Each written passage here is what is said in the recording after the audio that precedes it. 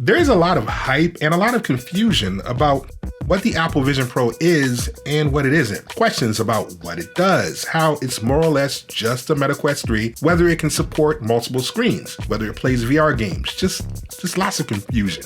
I've got a Quest 3, and I'm also primarily an Apple user. So let's compare the two headsets and determine exactly what you should expect on Vision Pro launch day.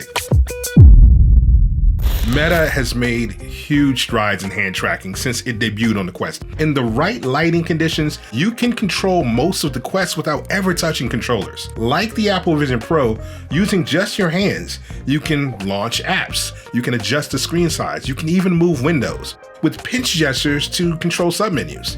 Unlike Apple, the Quest doesn't have eye tracking, and this is a key distinction. And depending on how you use your headset, it's a big deal breaker. Maybe. Apple has implemented an intuitive eye tracking system. You look at an icon and the downward-facing cameras capture the really subtle gestures of your fingers. You just pinch. No exaggerated hand movements, you're not Tony Stark and Iron Man. You pinch and the command triggers.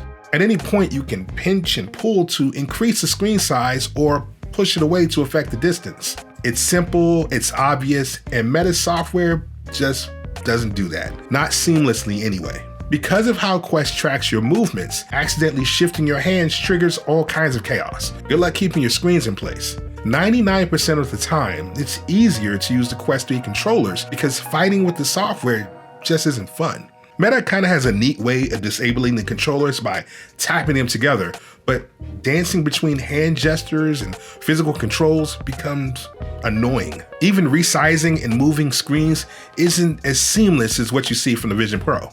On the Quest, there are two views, and there's a little button to activate a smaller, more intimate version of the screen. This is actually the way I prefer using the Quest. With hand tracking, you tap buttons and slide your fingers across what's essentially a floating virtual tablet. Images are sharper, and it looks cool when you have the headset pass-through enabled. The other view is the distance view. Now, this is the closest to what Apple's showing off on their Vision Pro. Here, you can scale the screen to ridiculous sizes. You can even pull up the Quest browser and use the internet with multiple windows. Because the screen is further away, I had more success using the controllers, adjusting screen sizes, closing windows, pulling edges, and precision button presses works better with the pointer-like interface of a physical input, at least in Meta's system. I can't count how many times I've tried to drag a screen with me as I walk through the room, but if I look away for a second, I leave the screen hanging there in virtual space. You have to be cautious of that, and I suspect Apple will have the same problem too. The two headsets are more similar than people want to admit. They're both incredible tech, but the giant blinking red flashing light splitting the two is software. Apple made a big deal of its partnership with Disney. You've already heard that Netflix and YouTube won't allow their apps to play natively on the Apple Vision Pro. You'll have to go through the browser, so there's no immersive wraparound VR element like Apple loves to show off in their commercials. With Apple TV and Disney apps, you'll get the full resolution experience on the headset. And if you purchase the larger storage capacity models, you'll likely be able to download 4K movies to watch whenever you don't have an internet connection. So like on a plane or in a car, or considering the wealth of the average Apple fan, a cozy chateau with no Wi-Fi. As for the custom backgrounds that Disney showed off as cool backdrops for the Vision Pro, Meta has had the ability for third-party apps to make custom environments for years. The quality of those environments might not be as high-res as Apple's landscapes, and believe me, Apple's backgrounds and screensavers look stunning. But apps like Blink Traveler on the Quest offers a Grand Canyon backdrop for any user that wants it. As you can see, Meta and Apple have very similar options here. The Vision Pro is pretty much an iPad Pro for your face. The iPad has some games, lots of Apple Arcade games. It's not a gaming console. I use my iPad as a supplement to my laptop, which, when hooked up to a monitor, is my primary computer. The Vision Pro expands your existing workflow, your existing habits, while adding multitasking and media consumption in the seamless way you expect from being invested in an all-Apple ecosystem. I used to be a video editor and film producer for years, and I've had to work in some pretty tight spaces. I mean, even now, I'm tucked away in a tiny windowless closet. So it would be really nice to expand my work area with huge additional screens and to take my setup anywhere on the go. Now, sure, I want to do a little gaming. I want to get editing work done. I want to listen to music and to talk on Discord, and I don't want to jump through a bunch of technical hurdles to do that stuff. I've tried every app on the Quest 3 to do exactly those things, and nothing is ideal. The resolution of the cameras is fantastic on the Quest 3, but not good enough to do any real extended video editing.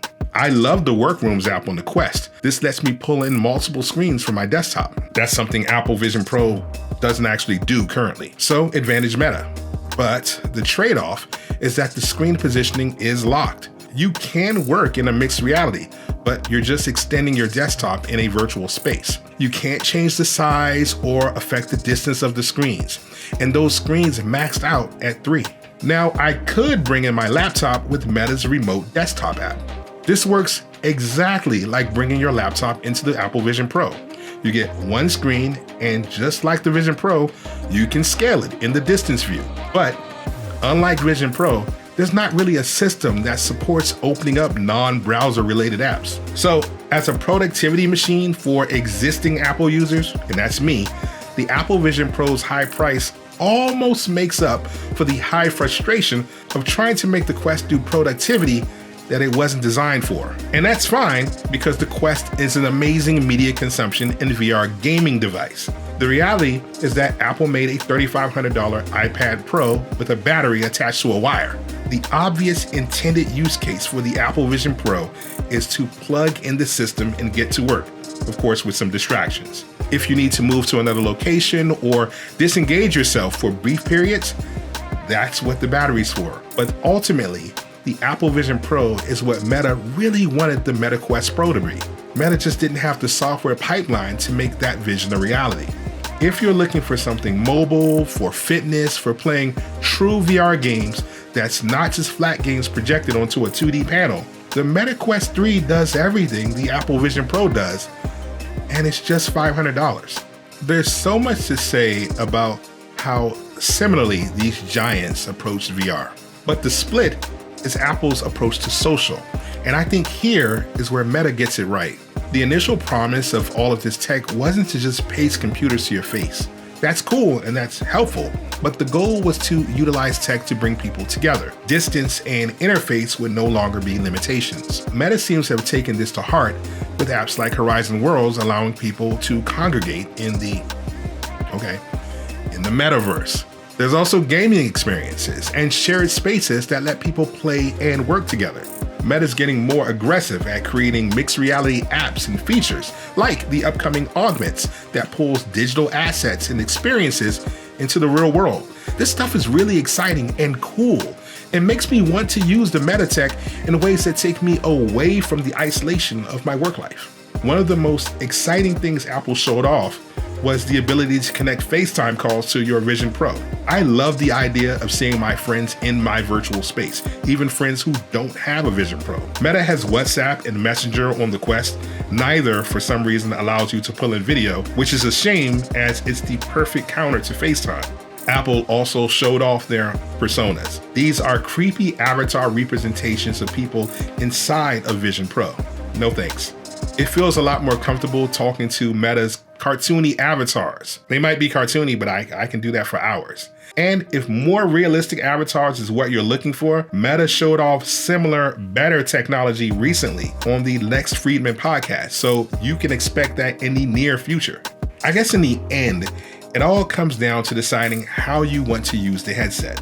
Disregarding price, these headsets are pretty much at feature parity. Apple's software and ecosystem integration is the Vision Pro's secret weapon, but Meta's no slouch in being the headset that I'd enjoy using a lot more most of the time. If Meta can improve their software experiences, improve their camera, improve their lenses, improve their integration with existing hardware, and continue making incredible games while leveraging the advantages of being a juggernaut in the VR space, let's just say I doubt Apple holds the final word on spatial computing. I wouldn't be surprised if we see something very close to the best features of the Apple Vision Pro at half the price from Meta in the next year.